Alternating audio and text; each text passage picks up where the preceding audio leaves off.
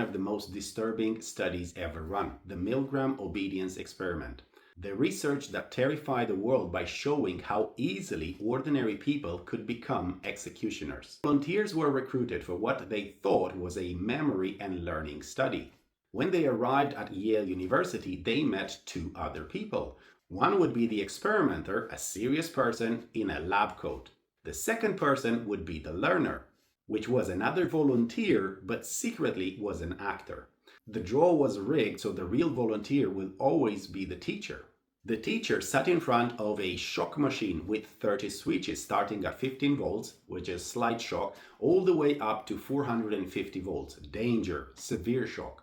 The teacher would ask a question to the learner, so every time the learner got the question wrong on a word pair task, the teacher was told to deliver a shock, climbing higher and higher each time.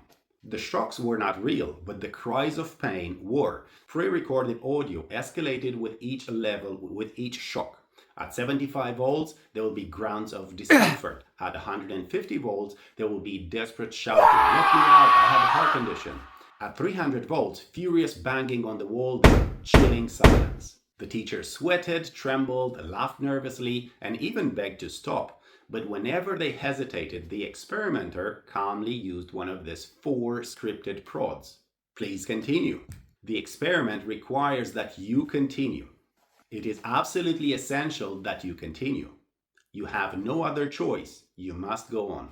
Before the experiment, experts predicted that maybe 1% of people will go all the way up to 450 volts. But in reality, 65% of the participants, of the teachers, delivered the maximum 450 volts shock.